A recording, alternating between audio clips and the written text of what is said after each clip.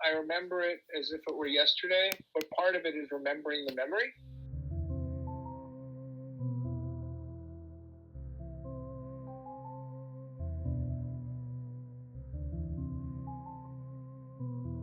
I can still feel the car turning upside down. I could feel that. I still remember that. And I remember the car or something, like I was on an amusement park ride. Like it was flipping, but I wasn't conscious of the fact that it was flipping. Something was happening, and I remember seeing orange. Mom was MIA for a lot of it. She was in the car. We had the accident. The car rolled over 5 times. We ended up on all 4 wheels instead of on the roof of the car. We ended up just sitting in the middle of the road. I remember being in the car and then suddenly we were spinning. It happened so fast. We were just driving normally, and then before I knew it, we weren't. When the car landed, Dad was screaming. I remember Dad going, "Oh my God, oh my God, oh my God, oh my God, Alita, Alita, Alita." And I could hear that, but I was not able to move. And I don't know what I looked like. And then because she was just not responsive. I wasn't in a normal position. She was clearly alive, but not really conscious. Mom was bleeding, and it all happened. It all happened very quickly. Everything was going fine.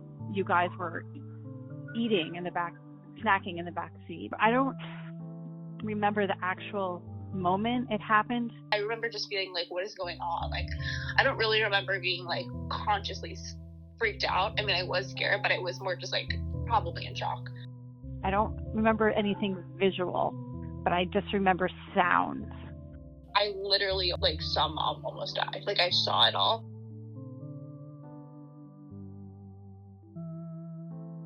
I remember the car rolling over and turning around and seeing you guys in your seats, looking, obviously shocked, but otherwise safe.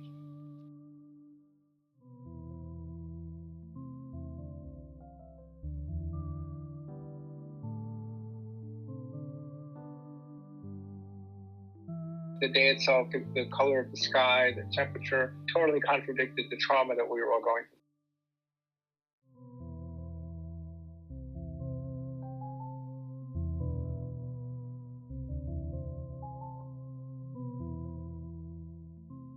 I distinctly remember medical people talking to me, asking my name and information about me. And I remember answering them, but it was like somebody else was saying these things. It was like I was disassociated from my body because I was in total shock, but I could answer. I just remember after the fact, when I was in this room, they came over to me and said, you broke some bones in your neck. And I just remember that first night being very frightening.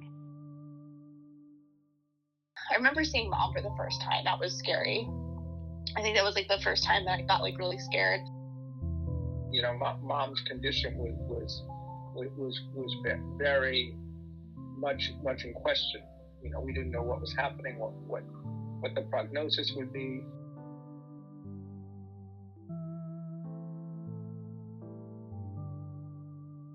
I mean, it took a lot of support. It was really, really hard. I mean, it took a long time before I felt like myself again. I mean, I had the halo on for 4 months, and that was rough. I mean, I didn't really have much of a life during that period.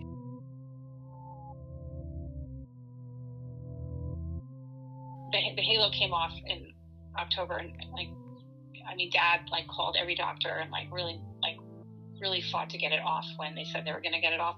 They didn't know what to do with me. I had to bring my own set of pliers to the doctor. It was just such an archaic thing. That summer was just so hard, and I feel it kind of united us in a way.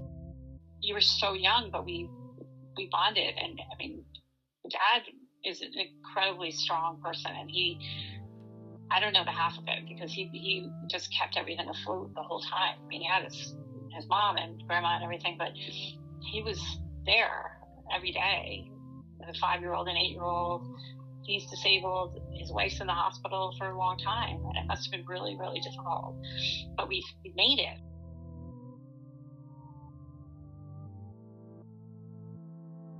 What happens in these situations is, you get into this adrenaline mode where you're just dealing and dealing and dealing. You don't have time to stop and just take everything in and evaluate, what is this, what is happening. I learned, I'm sure you did too, that life can change in a heartbeat. In like 1 second, your life could be over. And I feel in some ways I got a second chance. We all got a second chance. I mean, I think about it all the time. I mean, I don't know like how often exactly, but probably like every day it like pops into my head. I do think about it. Sometimes I think about it a lot, and other times, it comes and goes. I'm not going to lie to you. I don't think about it a lot. I think it would be more of an issue if there had been long-term family repercussions. I was like, how am I here? How am I here? How do I have this second lease on life? It doesn't make sense. And I had to sort of make peace with the fact that it's out of my control. And when I feel like I can't do something, or it's, too hard or too challenging, I think of that.